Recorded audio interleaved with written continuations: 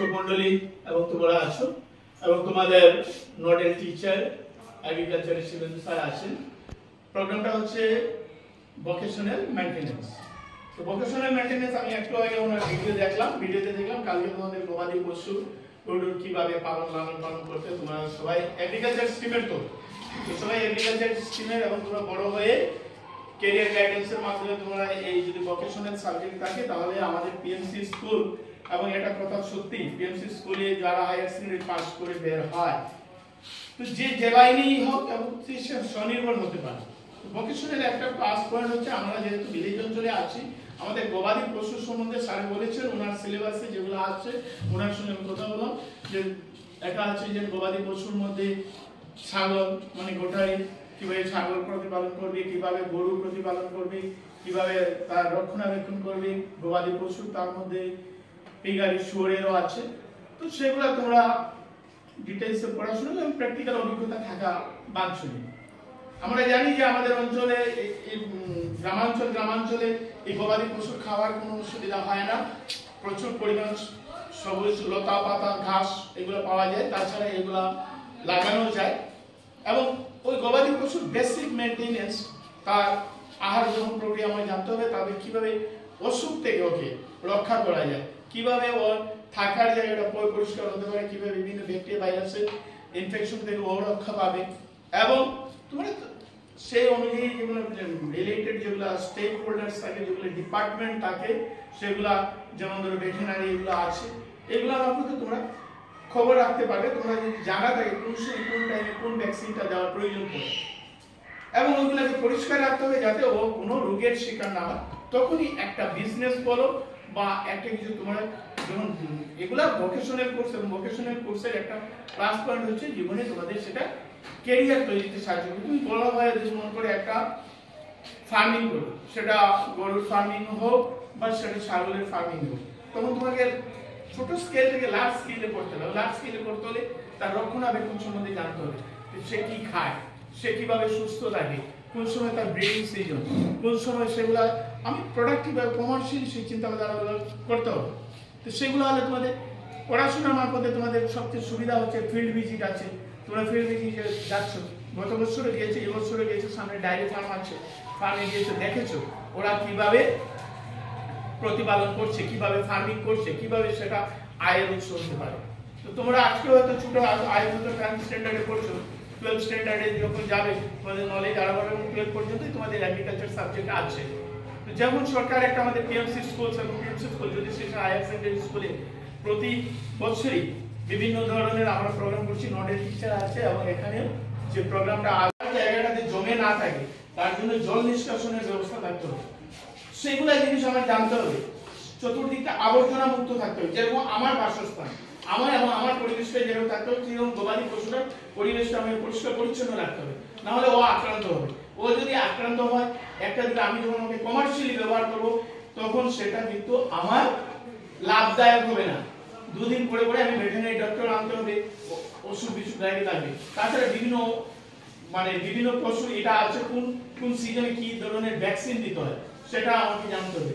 তাছাড়া আজকাল সবগুলা পশুর ইন্স্যুরেন্স করা যায়, ইন্স্যুরেন্স করতে হয়, তখন ইন্স্যুরেন্স করবে সেটা কল্পনা করবে। আমি শুধু রেখে দিলাম, তার যত্ন নিলাম না, একদিন আমি সপ্তাহে ওকে স্নানও করালাম না, কিভাবে স্নান করতে গ্রোমিং ব্রাশ করতে তাও জানি না, সঙ্গে সঙ্গে কোনো মেডিসিন দিয়ে ওই যে ছোট ছোট পোকা আমাদের বিভিন্ন ধরনের যে আঠার ব্যাপার হয়ে থাকে এগুলো না হওয়ার জন্য কি জিনিস দিতে হয় সেগুলো ছোট্ট ছোট্ট জিনিস আমাকে জানতে হবে। আর জানতে হলে আমি স্যারকেই প্রশ্ন করতে হবে, যেহেতু ওই সাবজেক্টের এক্সপার্ট। বুঝে গেল কি? তো তোমাদেরকে ফিল্ড ভিজিট এই অনুষ্ঠানটা হলো তোমাদের importance of vocational course specially agriculture, যেটা আমি দেখতে পাচ্ছি এখানে অনেক ছবি তোমাদের টাঙানো আছে। তো ভোকেশনাল কোর্সটা কি, তোমাদের কাছে কেন ইমপ্লিমেন্ট হলো? সরকার চিন্তা করলেন যে এত বড় একটা বিশাল দেশ আমাদের, এত জনসংখ্যা, সবাই যে চাকরি পাবে তা তো নয়, চাকরিও লিমিটেড, তাই একটা ক্যারিয়ার তৈরি করতে হবে প্রত্যেককে। তো আমরা যদি ভোকেশনের দিকে নিজেকে নিয়োজিত করতে পারি, এই যে স্যার বলেছেন তোমরা এমপ্লয়ার হতে হবে। তুমি যদি একটি বড় খামারশালা তৈরি করতে পারো তখন তুমি কি করবে, দুধ বিক্রি হবে, তুমি এটার থেকে গবাদি পশুর থেকে আরো নানান জিনিস তুমি বিক্রি করতে পারবে। তখন তোমার এটা কি হবে, তুমি প্রফেশনালি এটাকে নিয়ে নিলে, তখন তুমি এটা এই ক্যারিয়ার নিয়ে তোমার নিজের জীবন যেমন উঠবে, তেমনি অন্যকেও তুমি কাজ দিতে সাহায্য করতে পারবে। তখন তুমি হবে এমপ্লয়ার। যে এমপ্লয়ি রাখতে পারে সেই এমপ্লয়ার, যে সে বড় পোস্টে চাকরি করতেই হবে সেরকম কোনো বাধ্যবাধকতা নেই। তো আমাদের দেশের প্রধানমন্ত্রী কিন্তু চা বিক্রি করতেন। একটা সব থেকে বড় উদাহরণ তিনি ভারতবর্ষের প্রধানমন্ত্রী, সব থেকে বড় পোস্টে যিনি আছেন। তো ওনার আদর্শকে যদি আমরা গ্রহণ করি, ছোটবেলার থেকে কাজে লাগাই, তাহলে তোমরা কিন্তু একদিন সেরা হবে। কোন সাবজেক্ট পাশাপাশি থাকবে, তার সঙ্গে ভোকেশনাল যেমন এগ্রিকালচার যেটা আছে, যেটা আছে স্যার তোমাদেরকে খুব যত্ন সহকারে করান, নিয়েও যান ফিল্ড ভিজিটে। কিন্তু শুধু গেলে হবে না, গিয়ে দেখতে হবে যে এটাকে আমি প্রফেশনালি কি করে কাজে লাগাবো।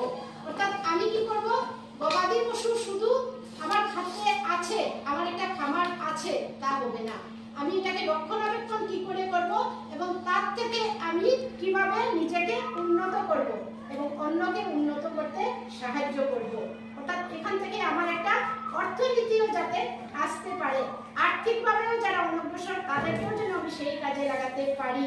যারা বিদ্যা শিক্ষা নেয়নি তারাও যদি গবাদি পশু পালনে অংশগ্রহণ করে, তাহলে তাদেরও প্রতিদিনের রুটি রুজির একটা রোজগার হবে। তোমরা এখন ক্লাস 9, 10 স্ট্যান্ডার্ড, 11, 12 এটা আছে। আর তোমরা জানো যে টেকনিক্যাল ফিল্ডেও agriculture is a part. Agriculture engineering, যেখানে বড় বড় খামারগুলো এই ইঞ্জিনিয়াররা কি করে বেশি হাইব্রিড উৎপাদন হবে, কি করে হবে, সেই টেকনোলজিটা ওনারা লাগান, কাজে লাগিয়ে দেশের এত মানুষের খাবার ব্যবস্থা করে। তো তোমরা এরকম বড় হও, আরো শিখো, আর আমি তোমাদের উজ্জ্বল ভবিষ্যৎ কামনা করছি। এগুলো আমার এটার নাম ছিল তোমরা, এটার নাম হলো গ্রুমিং ক্লাস। সেটা নাম, এটার নাম গ্রুমিং ক্লাস। গ্রুমিং ক্লাস থেকে না হলো গরুর শরীর, খালি গরু না, ছাগল, গরু এখানে ঠিক তো জিনিস ঘটে, তারা শরীরে কিনা করা হয় পরিষ্কার করা হয়। দেখো গরুর শরীরের মধ্যে বহুত রকমের প্যারাসাইটের অ্যাটাক করে। প্যারাসাইট বলতে আটাই ছিল না, আটাই করে, তারপর অ্যাটাক করে, জাল লাগিয়া এই ব্লাডের সাহায্যে কিনা করা হয়, তারা বডিতে ইনফ্লামেশন কাম হলে কিনা তারা বডি থেকে সব প্যারাসাইটকে রিমুভ করা। প্যারাসাইট বলতে আটাই টুটা যতগুলো আছে, তারপর আরো ছোট ছোট যেগুলো ফুটায় অ্যাটাক করে বডির মধ্যে দেখো, স্পেশালি এই গলার সাইডে দিকে এই জায়গার মধ্যে বডির এই পানির মধ্যে বেশি অ্যাটাক করে। আর হয় এই বডির এই জায়গাটার মধ্যে আর্মপিট এই জায়গার মধ্যে বেশি কিনা করে তারা অ্যাটাক করে। সেই জাল লাগে আমরা কিনা করে এই গ্রুমিং ব্রাঞ্চ যেটা আছে, গ্রুমিং ব্রাঞ্চ দিয়ে প্রথমত দেখো বডির আগে গ্রুমিং ব্রাঞ্চ তারা এইরকম আস্তে আস্তে পরিষ্কার করতে লাগবে, বুঝলি? এরকম করা দিব যদি তারা শরীরের মধ্যে কোনো আটাইল বা ছোট পোকা থাকে, সব পোকাগুলো দিয়ে দিয়া পরিচিত ওদিকে ব্রাশটা এই প্রসেসে ব্রাশ করতে লাগবে। তারপরে দেখো আরেকটা জিনিস আছে potassium permanganate. Potassium permanganate solution, এই সলিউশন লাগাইও যেটা করা হয় প্যারাসাইটের ইনফেকশন থেকে দূর করা হয়। মানে এটা হলো ওয়ান টাইপ অফ অ্যান্টিসেপ্টিক, বুঝলি? অ্যান্টিসেপ্টিক হিসাবে কাজ করে। তো এই বডির মধ্যে এইরকম তারা ইয়ে করে ক্লিনিং প্রসেস করা হয়, বুঝলি? কিনা বলছি কথা ঢুকছে, এইগুলো হলো গ্রুমিং ব্রাশ। গ্রুমিং ব্রাশ কিনা করা হয় তারা বডিতে ক্লিনিং করা হয়, বুঝছো? এটা যে গরু শরীরে যত জীবাণু আছে তারা বসিয়ে পরিষ্কার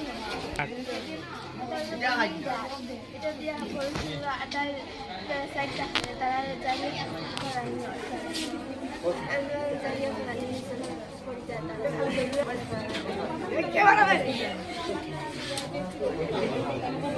গলার মধ্যে কর, গলার মধ্যে ইয়ে কর, গলার মধ্যে বেশিরভাগ গলা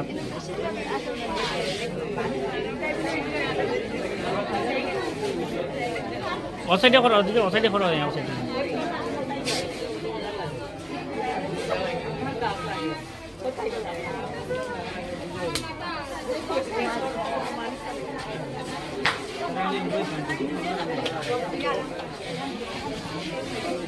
দেখো এটার নাম হলো পটাশিয়াম পারম্যাঙ্গনেট। এটার নাম পটাশিয়াম পারম্যাঙ্গনেট। এটা হলো অ্যান্টিসেপ্টিক হিসাবে কাজ করে। কিভাবে কাজ করে এটা? অ্যান্টিসেপ্টিক বুঝে যখন শরীরে গা হয়ে গেছে, গা হয়ে গেল যে আপনাদের কোনো রকমের প্যারাসাইট শরীরে পচাই দিচ্ছে, বলে যদি পচাই দেয় গা হয়ে গিয়া বা ধরো তারা বহুত রকমের খাই না নি লাগিয়ে পারম্যানেন্ট সলিউশনটা ইউজ করা বুঝছো এই পটাশিয়াম পারম্যানেন্টে অ্যান্টিসেপটিক হিসাবে ইউজ করা যেটা কিনা করে তারা শরীরে যতগুলা ব্যাকটেরিয়াল ইনফেকশন আছে প্যারাসাইটিক ইনফেকশন আছে এগুলা কিনা করে বডি থেকে রিমুভ করে দেয় এই পটাশিয়াম পারম্যানেন্ট না আমি কই এটা করিয়ে না তাহলে তো সাউন্ড হইব না বিগড়ি যাবে তাহলে মানে একটা একটা হয়ে গেলে তার সাউন্ড টা বাজে যায় এই রান্নাগুলো ভালো করে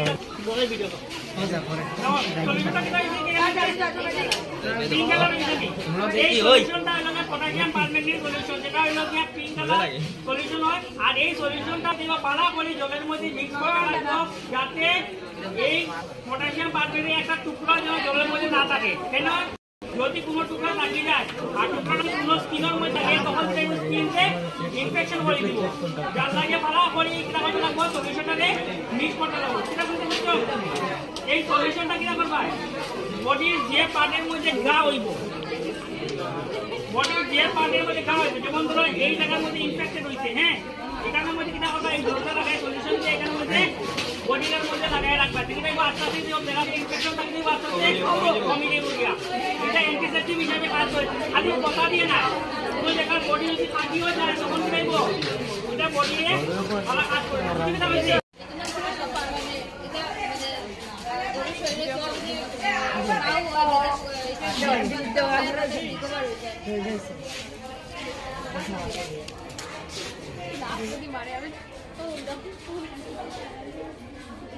গলার কিনারে লাগা গলার কিনারে কেন ইনফেকশন বেশি গলার কিনারে দিবে